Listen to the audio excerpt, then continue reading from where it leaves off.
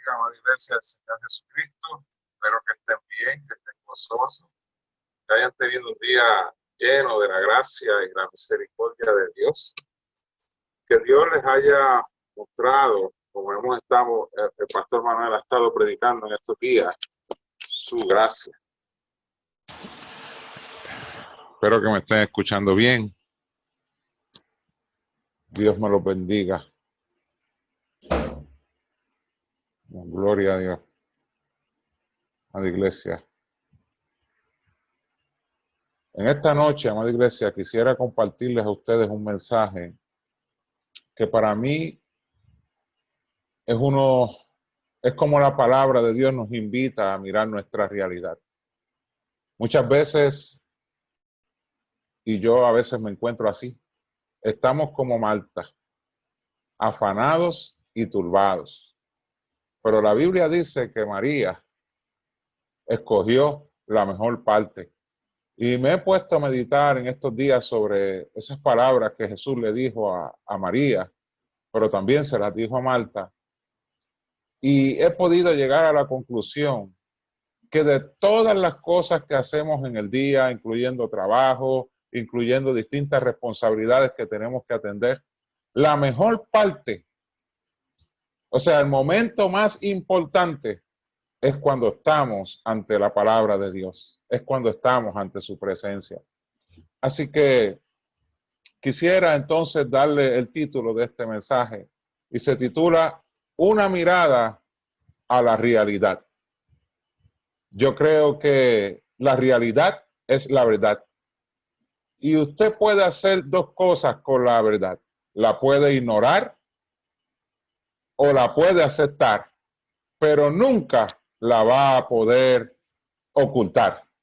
La verdad es la verdad.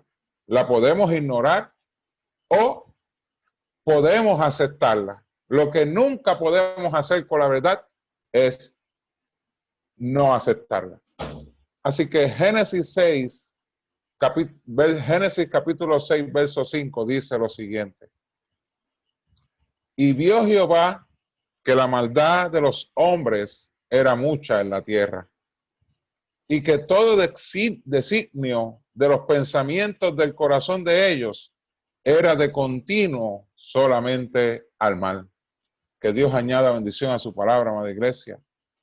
Una vez el pecado entró a este mundo, las condiciones del mismo cambiaron drásticamente. La tierra sufrió grandes cambios y la naturaleza del ser humano se corrompió. Y todos sus sentimientos sufrieron cambios.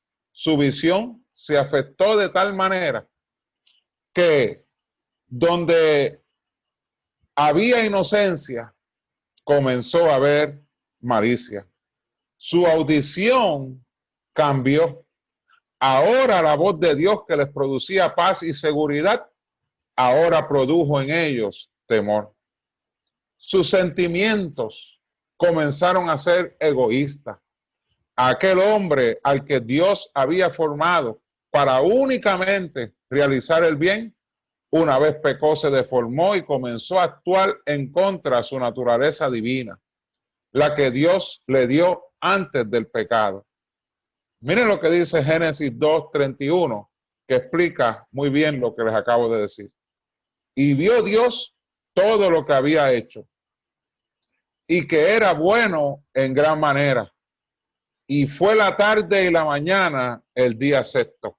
Así que claramente Dios nos da aquí cuál fue la naturaleza de todo lo creado. Era una naturaleza divina, era buena, incluyendo al hombre y la mujer. Dios dice que era buena en gran manera. Y la pregunta que viene como consecuencia de que por cómo ellos se pervirtieron, cómo el hombre y la mujer se pervirtieron. Génesis 3:6 dice lo siguiente. Y vio la mujer que el árbol era bueno para comer y que era agradable a los ojos y árbol codiciable para alcanzar sabiduría. Y tomó de su fruto y comió y dio también a su marido el cual comió así como ella. Aquí hay varios puntos a observar, amado hermano. Número uno, ¿por qué la mujer vio que el árbol era bueno para comer? La palabra de Dios nos advierte a que no erremos. O sea, que no nos equivoquemos en pensar que nosotros tenemos el control sobre las cosas o que somos inmunes al pecado. Cuando establece en 1 Corintios 15, capítulo, verso 33, lo siguiente: no erréis, las malas conversaciones corrompen las buenas costumbres. Así que usted y yo no somos quienes para tratar que podemos controlar las circunstancias, y mucho menos que estamos inmunes al pecado. Dios le otorgó a Adán y Eva la mayor posesión que ellos pudieron haber tenido en su vida terrenal: su poderosa palabra. Esa fue la mayor posesión que Dios le entregó a Adán y Eva.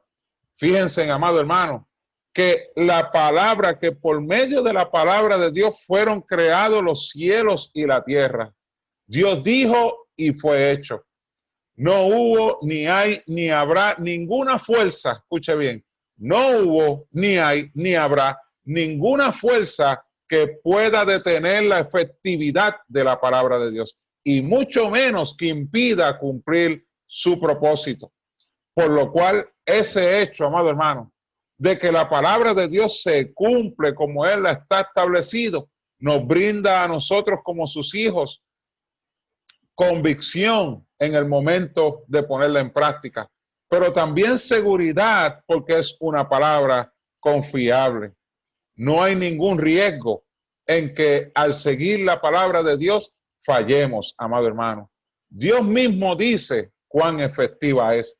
Miren lo que dice Isaías, capítulo 55, los versos del 10 al 11.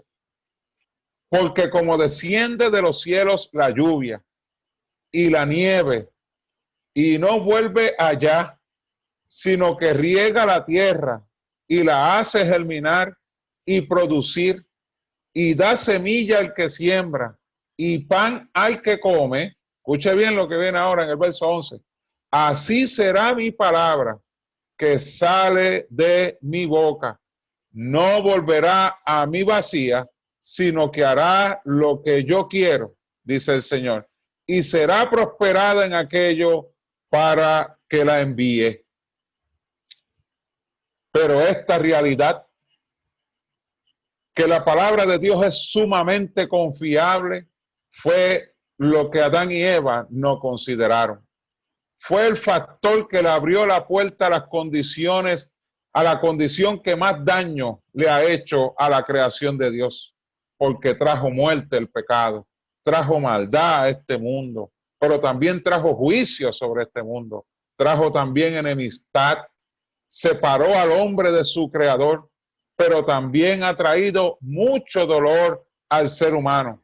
¿Sabe qué, amado hermano? No ha habido un dolor que haya sido más extensivo para el ser humano que el que se sufre por causa del pecado. Desde el mismo preciso momento, amado hermano, que Adán y Eva pecaron, comenzaron a sentir y a ver consecuencias a sus vidas. En primer lugar, le dio vergüenza a su desnudez. Cuando ellos andaban libremente por el jardín del Edén, sin tener que avergonzarse por estar en su condición desnudo. Pero el pecado trajo vergüenza al ser humano. Se escondieron de Dios, entre otras cosas que la palabra señala. Pero una de las consecuencias fue que su pecado no solo contaminó a ellos, sino que sigue contaminando a lo largo de los siglos y los siglos al ser humano. El salmista David dice: en pecado me concibió mi madre. Vemos cómo el dolor comienza a manifestarse en la familia de Adán y Eva. Cuando uno de sus amados hijos, entiéndase Caín, le quita la vida al otro. Nunca antes se había dado un escenario como ese. Pero estos padres, Adán y Eva, comenzaron a sentir el dolor del propio pecado de su propio pecado en su propia familia. A Caín mató a Abel sin ningún tipo de justificación, porque en el relato bíblico no muestra que haya habido ningún tipo de conflicto entre Caín y Abel, como lo hubo entre Saúl y Jacob, que ahí entonces Jacob le vende su primogenitura a Esaú, le vende la progenitura a Jacob, y Jacob entonces va ante el padre para que lo bendiga primeramente, y surge un conflicto entre ellos dos. Pero aquí en este escenario bíblico, la Biblia no nos muestra que entre Caín y Abel hubieron algún tipo de conflicto. Por eso es que, aunque la muerte no se justifica de ninguna manera, pero aquí no hubo ningún tipo de conflicto que uno pueda entender. Ah, pues esto fue lo que desató entonces que él le quitara la vida a su hermano Abel. Sino, lamentablemente, una manifestación más del pecado. El problema entre Caín y Abel fue lo que surgió, o mejor dicho, el efecto que tuvo el pecado, el cual tornó al hombre perverso. Caín fue presa del pecado, pero aún así Dios le ofrece la salida y su libertad. Pero puedo entender, amado hermano, que Caín estaba en medio de una batalla espiritual entre el bien y el mal. Y su posición era tipo de la tentación que hubo en el huerto, muy similar a la que tuvieron sus padres. Pero la elección de Caín fue similar a la de Adán y Eva. Se dio al pecado. No porque Dios lo haya desamparado ante las fuerzas del mal, porque Dios, dice la Biblia, que salió a su rescate. Mira lo que dice Génesis capítulo 4, el verso 6. Entonces Jehová dijo a Caín: ¿por qué te has ensañado? ¿Y por qué ha decaído tu semblante? Si bien hiciereis, ¿no serás enaltecido? Y si no hicieres bien, el pecado está a la puerta. Con todo esto, a ti será su deseo, y tú te enseñorearás de él. Claramente la palabra nos dice que ante la lucha espiritual que estaba lidiando Caín, Dios salió a su rescate, proveyéndole la libertad y la salida al pecado que lo estaba asediando. Dios nunca, amada iglesia, va a abandonar, nos va a abandonar, y mucho menos cuando estemos en medio de una lucha, en donde se pueda afectar nuestra relación con Él y con nuestro prójimo. Por eso es sumamente necesario que no cedamos al pecado, amado hermano, sino a su palabra. Yo no sé si en el día de hoy usted se encuentra lidiando con alguna lucha entre el bien y el mal, con algún conflicto personal o con alguien más. Por lo cual escuche bien lo que Dios le dice. Si bien hiciereis, ¿no seríais enaltecidos? Y si no hiciereis el bien, el pecado está a la puerta. Con todo esto a ti será su deseo y tú te enseñorearás de él. Esta poderosa palabra es su salida. Haga el bien, es como único podemos vencer el mal. Si no cedemos al bien, el mal encerrará mucho dolor a nuestra vida. Así que la salida es la que Dios nos está poniendo delante en medio de cualquier conflicto en que nos encontremos. El pecado tiene un deseo, amada iglesia, y es matar, robar y destruir. Y ese fue el deseo que le sobrevino a Caín. Caín quiso destruir y quitarle la vida a su hermano Abel, matar a su hermano que era inocente de cualquier acto tan vil como ese, porque él no hizo nada que fuera impugnable. Su obrar fue bueno delante de Dios. Amado hermano, muchas veces el enemigo va a tratar de hacernos sentir culpables porque tomaste posturas que para este mundo no son simpáticas, que decidiste honrar a Dios con tu vida, Y puede ser que provoques en otro que te miren mal, que te den la espalda, que comiencen a criticarte porque tú estás haciendo lo correcto delante de Dios. Estás dando testimonio. La luz que tú estás, la luz por la cual te está dirigiendo, que es la palabra de Dios, está alumbrando las tinieblas que hay a tu alrededor. Y por causa de eso, puede que comiencen otros a señalarte, a culparte, a hacerte sentir mal por tú honrar a Dios. En ese momento, es momento de tú no poner tu mirada en los hombres, ni en las actitudes de los hombres, ni en lo que opinan los hombres. En ese momento es momento de mirar a Dios. Es momento de poner nuestra mirada en Jesús, que también sufrió por serle fiel al Padre, pero nunca se desanimó en ese proceso, sino que era fortalecido por medio de la oración al Padre. La palabra dice que bienaventurado cuando por mi causa os vituperen y diga toda clase de mal contra ti, mintiendo. Así que es momento de darle gracias a Dios porque nos ha permitido dar testimonio. Es momento de nosotros seguir nuestra mirada en el autor y consumador de nuestra fe, para la gloria y la honra de su nombre. Dios le dice a Caín que si hiciera el bien, no hay forma, no había forma de romper, amada iglesia, con esa actitud de Caín de querer quitarle la vida a su hermano, si no era por medio de un genuino arrepentimiento. Dios estaba invitando a Caín a arrepentirse de su pecado, a darle la espalda al pecado. La Biblia dice, resistir al diablo y él huirá de vosotros. Pero él no quiso. No quiso rendirse para que fuera entonces restaurado por Dios. Y al igual que sus padres, recibió el efecto de su pecado. Veamos lo que dice Génesis 4, verso 11. Ahora, pues, maldito seas tú de la tierra, que abrió su boca para recibir la sangre de tu hermano. Cuando tú labres la tierra, no te volverá a dar fuerza. Errante y extranjero serás en la tierra. Ahora vemos, amada iglesia, la respuesta de Caín. Veamos la respuesta de que Caín, ante estas palabras que Dios le expresa a Caín, veamos cuál fue la respuesta que Caín tiene para con Dios.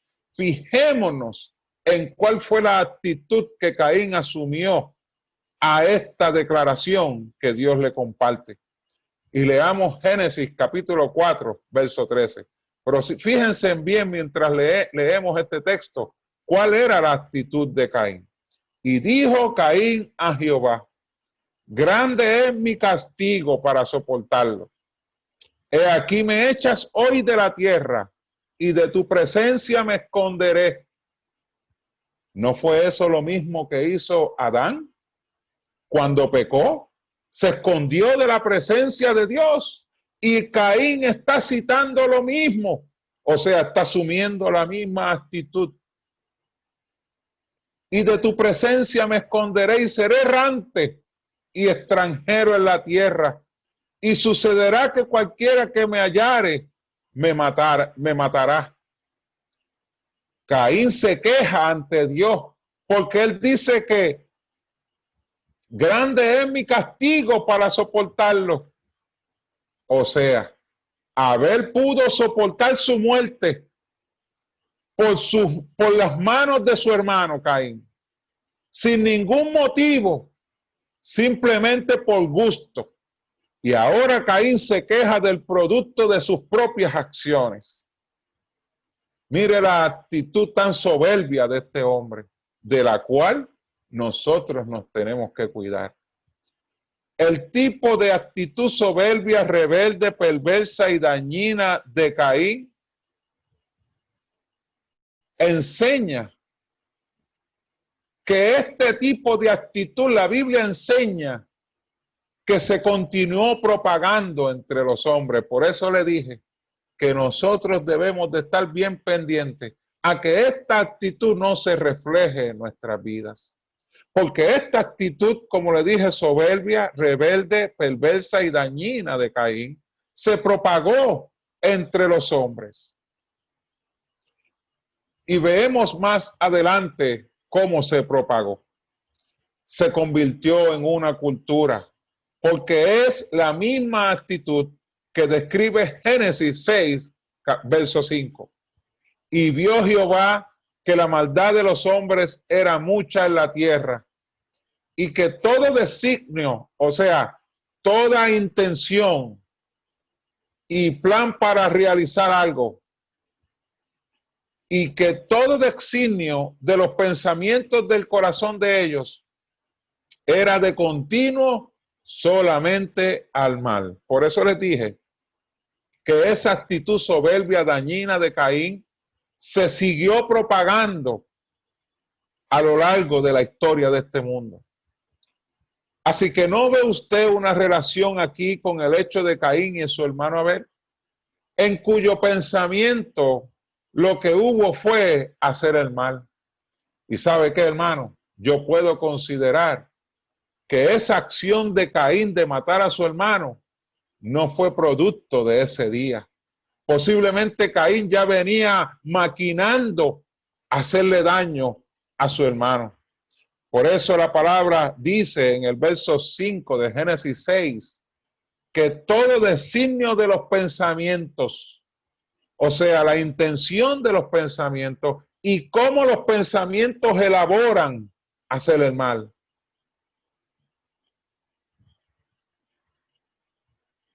Y fue lo que entonces Caín decidió hacer, pero vemos que se repite más adelante la historia del hombre. Esa actitud ha sido persistente a lo largo de la historia de este mundo. Pero en este tiempo presente, la Biblia establece lo siguiente, amada iglesia. Mateo 24, verso 37. Mas como en los días de Noé, así será la venida del Hijo del Hombre. Fíjense que Génesis 6, verso 5, habla cómo era la generación de Noé. Y ahora Jesús dice en Mateo 24, verso 37, mas como en los días de Noé, así será la venida del Hijo del Hombre. ¿Y cuál es nuestra realidad en este tiempo, amada iglesia? ¿No son semejantes a los días de Noé? Precisamente nuestra realidad se está asemejando a pasos agigantados a los días de Noé. Si no estamos ya viviendo esos días. Le voy a contar 3 expresiones, y ya estoy terminando, que hicieron 3 hombres acerca de un artículo que ellos publicaron en su página de su ministerio. Número 1, el redactor del personal del ministerio Answer in Genesis dijo lo siguiente: pensé que lo había visto todo hasta que leí estos, y hace referencia a unos comentarios que más adelante yo les voy a dar información sobre eso. La segunda persona se llama Mali Han, dijo lo siguiente: me siento enfermo, ya no puedo seguir leyendo. La tercera persona, que no dice el nombre, pero dice que es un personal del equipo del diseño del ministerio, del equipo de diseño del ministerio Answer in Genesis, dijo lo siguiente: nunca había leído comentarios tan viles. Y cada uno de estos comentarios, amada iglesia, responden a un sinnúmero de expresiones que hicieron jóvenes entre las edades de 5 años a 25 años, cuando vieron la foto de un feto. Estas expresiones, amada iglesia, son tan fuertes que yo no entiendo prudente compartirlas con ustedes en la noche de hoy. Pero sí les voy a compartir un extracto de lo que este ministerio, Answer in Genesis, compartió acerca de las expresiones que hicieron personas de 5 años a 25 años. Y ellos dicen lo siguiente: se ríen abiertamente y celebran la idea, escuche bien, celebran la idea de que tienen el poder y el privilegio de matar esa vida humana por nacer, refiriéndose al feto cuando se lleva a un aborto. Ellos dicen que celebran la idea de tener el poder y el privilegio de matar a esa vida por nacer. ¿No cree usted que es similar a la mentalidad que vimos en Caín y que se sigue propagando en Génesis 6:5, cuando dice la palabra que el pensamiento de los hombres era del continuo al mal? Es lo que estamos viviendo en este momento. Personas que celebran la muerte de un feto, de un embrión en una barriga de una mujer. Un joven de apenas 20 años llamado Avery dijo lo siguiente acerca de este extracto, que es mucho más amplio de lo que le estoy diciendo. En casi todos los comentarios noté algo en común, que provenían de personas de mi edad, hombres y mujeres de 20 años, que serían los futuros maestros, educadores, votantes, padres si eligen tener hijos. En realidad, nuestra sociedad futura piensan que es divertido reírse y bromear sobre no solo matar, sino también comer a los niños como si fueran dulces. Él dice, es espantoso, y realmente lo es.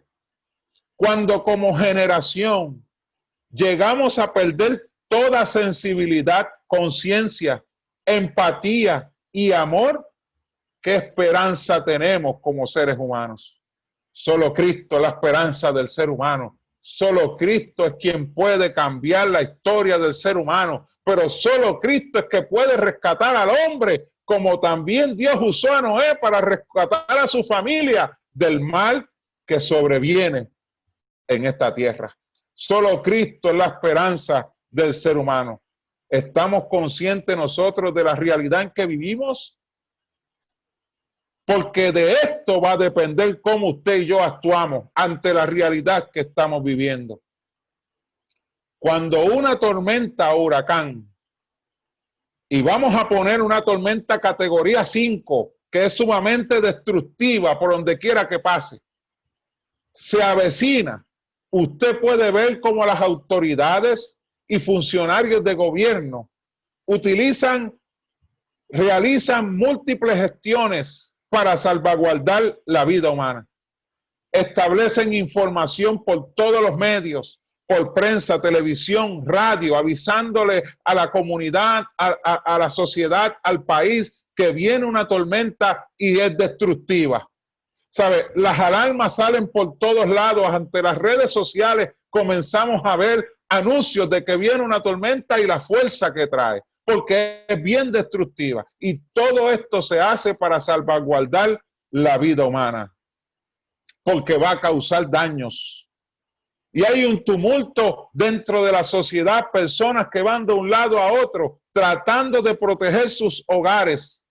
A otros los llevan a refugio con el fin de salvar sus vidas. En fin, se pone a trabajar por el bien del ser humano. Y si esto lo hace el hombre natural, movido por su conciencia y responsabilidad ética, ¿cuánto más nosotros como iglesia, a quienes Dios les ha dado su Espíritu Santo para que nos guíe a toda justicia y verdad? ¿Y cuál es la justicia de Dios si no es Jesucristo, que vino a esta tierra, amado hermano, a salvar al hombre de la peor condición humana, que es la destrucción que trae el pecado? Si el hombre natural puede ser hábil y puede entonces moverse para salvar la vida humana de un huracán, cuánto más nosotros como iglesia, que ya Dios nos ha percibido de los tiempos que vendrán, cómo nosotros no nos vamos a mover a predicarle a Cristo, que es la única esperanza que tiene esta tierra. Por eso les pregunté que si estamos conscientes de la realidad en que vivimos. Según los pronósticos bíblicos, amado hermano, ya se avecina el deseado de las naciones. Y se supone que los embajadores del reino de los cielos, o sea, su iglesia, estén trabajando por el bienestar de los seres humanos. Porque solo Él es la esperanza de este mundo. Él es el refugio quien nos libra del mal que está arropando a esta tierra. Salmo 53, verso 2. Dios desde los cielos miró sobre los hijos de los hombres para ver si había alguien entendido que buscara a Dios. Cuando usted es entendido de los tiempos que estamos viviendo, mi hermano, usted no deja de buscar a Dios. Usted se aferra a Dios más que nunca para que Dios lo use con poder y como un instrumento de justicia y pueda proclamar el evangelio a aquellos que se pierden, pero también que si no buscan a Cristo como su Señor y Salvador, el tiempo que les espera no es recomendable. Por eso Dios dice que ha tenido paciencia para con todos, para que se arrepientan. La voluntad de Dios es que todos procedan al arrepentimiento, amado hermano. Pero ¿cómo irán si no hay quien les predique? Dios me los bendiga, amado hermano. Espero que este mensaje les haya ayudado a entender la realidad en que vivimos. Oremos. Padre celestial y Padre bueno, te doy gracias por este tiempo que nos permite, Señor, predicar tu poderosa palabra. Yo entiendo, Señor, que este es el mejor momento que podemos tener en este día, estar a tus pies y ser instruidos por tu palabra, Señor. Permite, Padre, que como iglesia estemos apercibidos de los tiempos que estamos viviendo, para que entonces seamos como aquellas mujeres, como aquellas vírgenes que fueron prudentes y mantuvieron su lámpara encendida, esperando que llegara el esposo. Bendice a tu iglesia, guía a tu iglesia, por Cristo Jesús. Amén, amén. Dios me los bendiga, amados hermanos.